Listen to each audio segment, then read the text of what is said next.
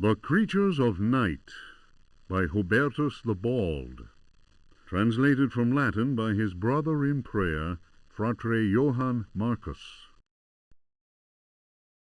Of monstrosity.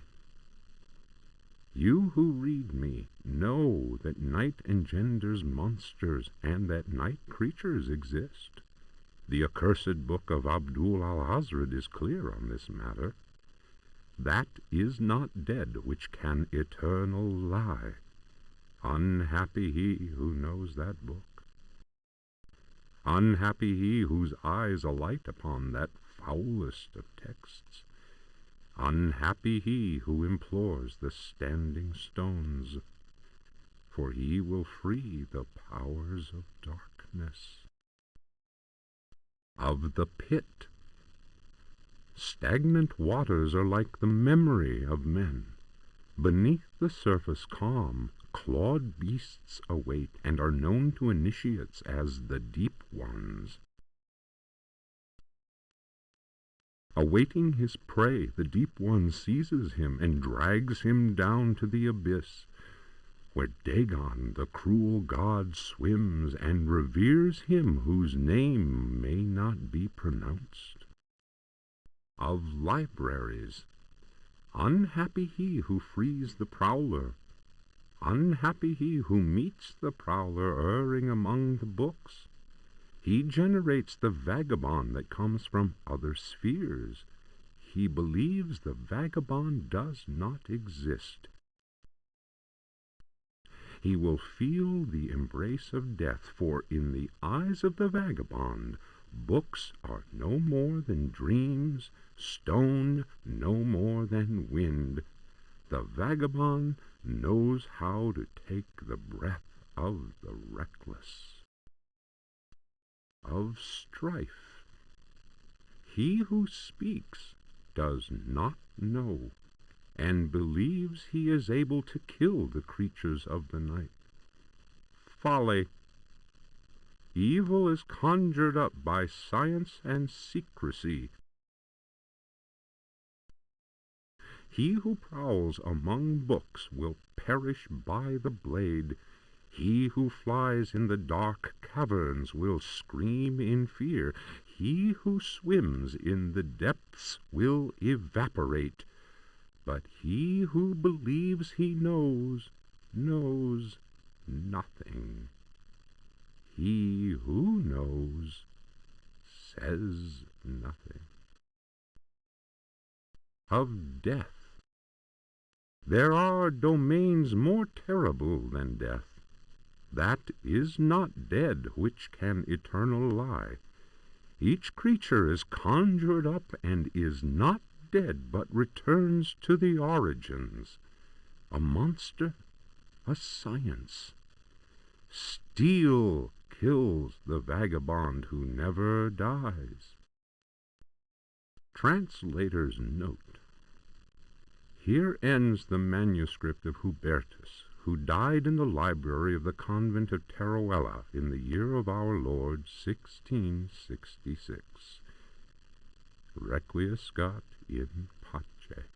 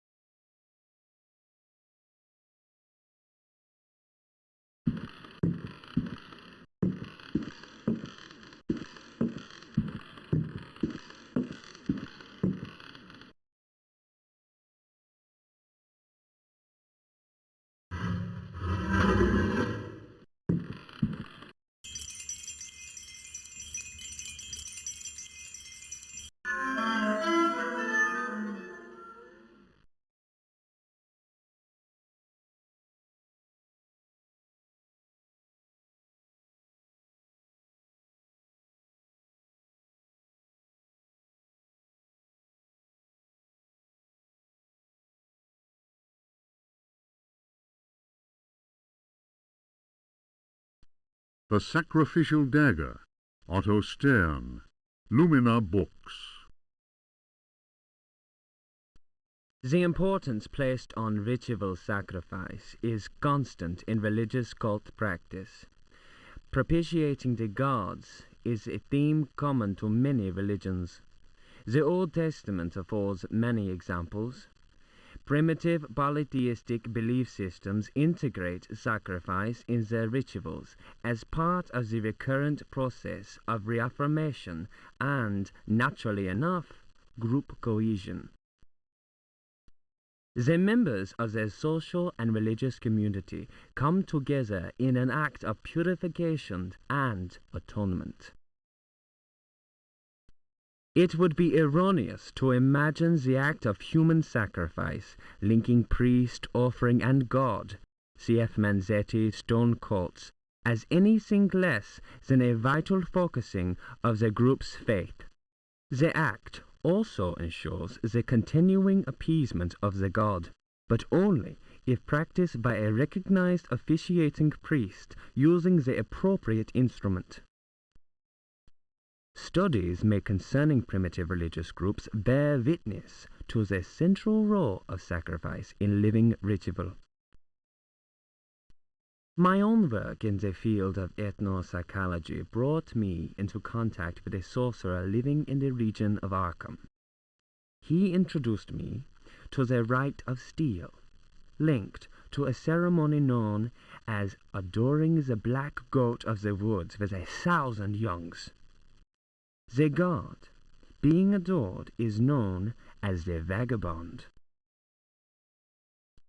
Here, the dagger's role, which allows the life breath to pass from one dimension to another, is essential.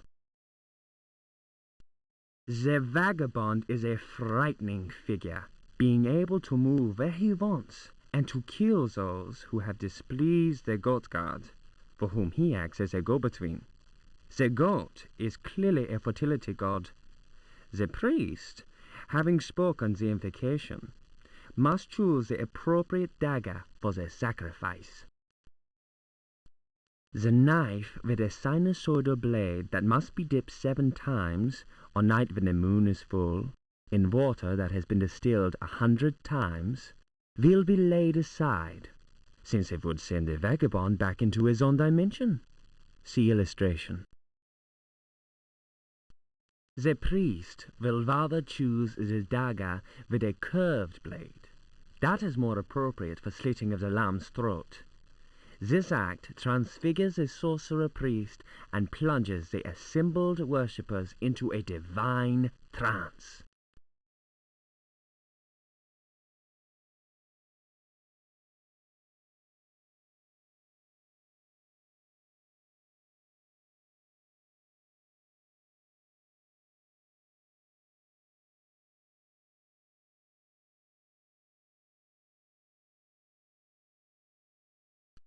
The Book of Yael, Signs of Stone, Eucharistic Rituals of Forbidden Cults. Texts collated by Monsignor Vacher, legate in the Curia of the Vatican.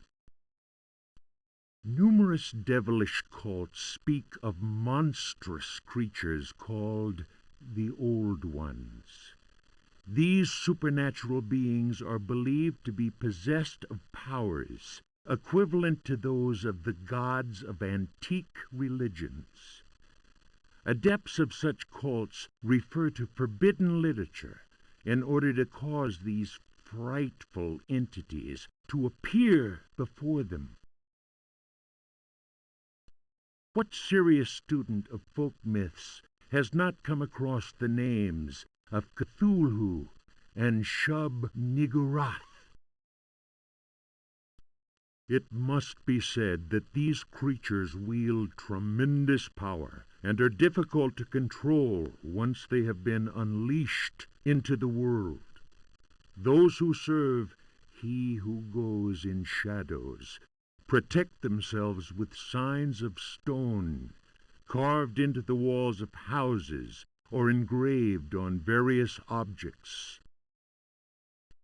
For those misguided servants of evil, The best protection appears to be that afforded by the sign of the most ancient gods, engraved in Manar stone, a heavy material said to be disagreeable to the touch.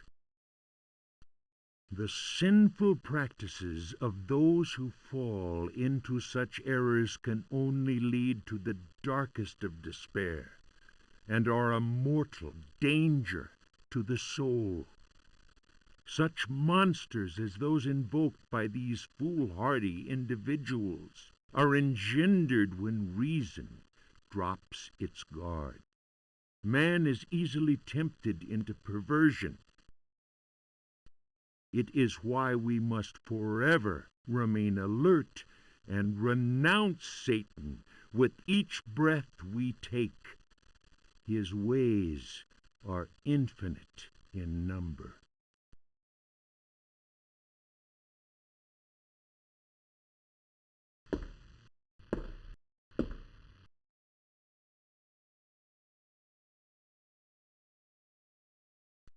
Juan Luis Jorge, De Bibliotheca. Reflections on the power of the verb in certain texts. Archaeos Publications, 1919, Stafford. Translation does not alter the occult power contained within such forbidden texts. The malevolent energy is in no way diminished. The spell must be cast aloud and clearly, in certain languages or little-known dialects. Maglafar Fathang. The reader will understand that, in the light of these revelations, I would be foolhardy to continue quoting from the text I have before me. If spoken aloud in its entirety, it would surely awaken powerful and malignant forces. I will go further and say that simple reading of some of the more technical passages describing specific practices is in itself a perilous exercise. The ill-prepared reader can easily fall prey to attacks of demented hysteria, not unlike those described in cases of individuals said to be possessed by evil spirits. I recommend the study made by Zempf, Urbain, Grandier, and Loudon, and the reports made by the Reverend Richard Price concerning a number of astonishing, to say the least, exorcisms carried out in a parish near Providence. Given what I have written, we must be grateful to the librarians of the British Museum, who have never allowed consultation of the work of Al-Azif's startling work, the infamous Necronomicon. Copies of that work do exist, in spite of the zeal of book-burning inquisitors. For proof, we need look no further than the British Museum, of course, and the sealed archives of the Miskatonic University in Arkham. Other examples of books whose evil can be unleashed by any thoughtless reader are von Jutz's von Unersprechlichen Kulten and the abominable De Vermis Mysteries by Ludwig Prien, whose sordid death should be a lesson to all those tempted by a study of the occult.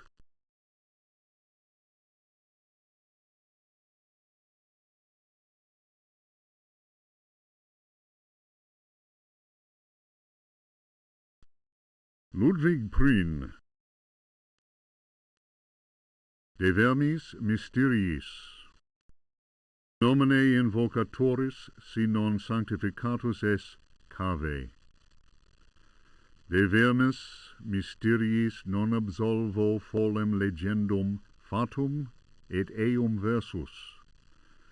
Tibi magnum innominandum signa stellarum nigrarum et